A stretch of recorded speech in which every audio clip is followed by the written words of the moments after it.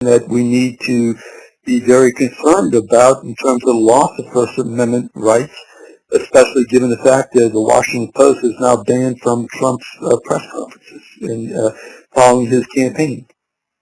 Yeah, you know, it's interesting you mentioned the Washington Post, because I interviewed a reporter from the Washington Post last week, and they contacted us back after the interview, and they complained about the fact that I asked questions that I thought were very legitimate about the number of reporters that they're assigning to Donald Trump versus the number of reporters that they're assigning to Hillary Clinton. They had a problem with my question, which pretty much followed up on what Bob Woodward had revealed about the number of reporters that his own newspaper was, assigning.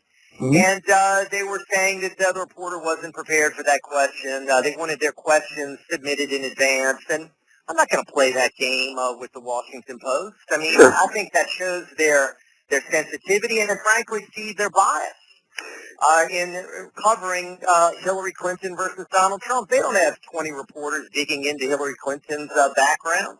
And they should. It's very biased for this entire campaign, if not for years, decades.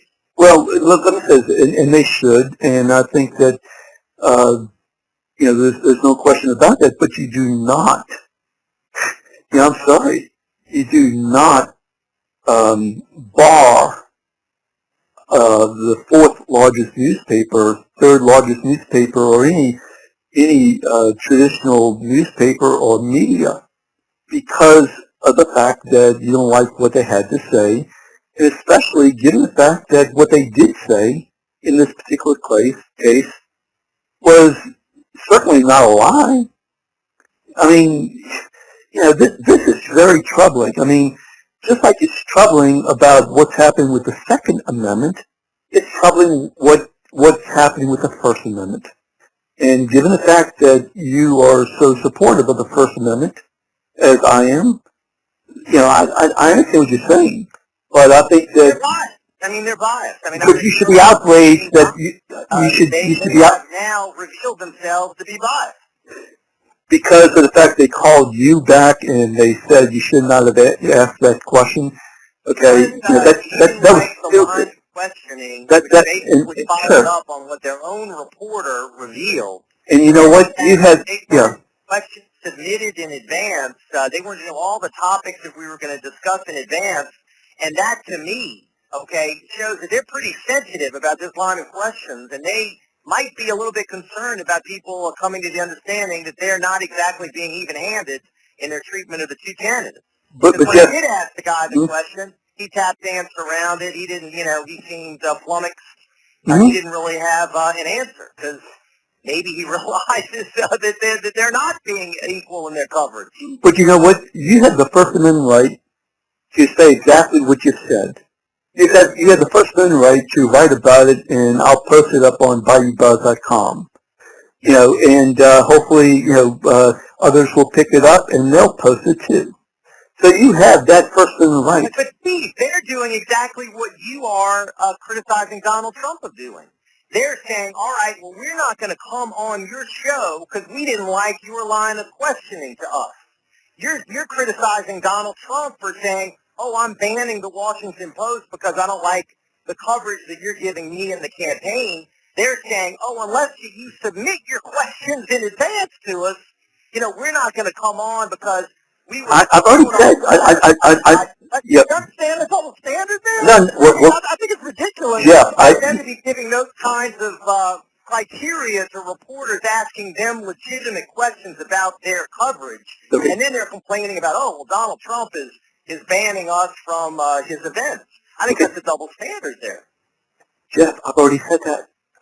I've already said that. I mean, I agree with you. Okay? I agree. I'm just appalled that they reacted like that to what I thought were legitimate questions about their coverage. Okay, I agree with you. And like I said, both of us, both you and I, have a very, very, pro First Amendment rights. And so, what they said was horrible. What they did was horrible. Now, I will tell you this, that that's done quite often in terms of, okay, what are we going to be talking about so that we are prepared for what is going to be asked. Now, I don't know what the context was, but I'm going to accept that, it was exactly the way that you expressed it. But Okay? let me tell you this, Steve. Yeah. I've been doing this for, as you know, 17 years. I've interviewed 17,000 people. Mm-hmm. Okay, I don't submit questions in advance to people. Sure. I don't give them a diagram of everything I'm going to ask them about. That, to me, is not journalism. No, it's not. It's not. That is prepackaged public relations. I mean, I've got to have the ability to go where I want to go as far as I totally agree. I totally agree. But let me ask you this. Washington Post to demand that, I thought that was pretty outrageous. Well, you're preaching to the choir here, Jeff. I mean, I do too. Okay? So, you don't think it's outrageous that a candidate for president is going to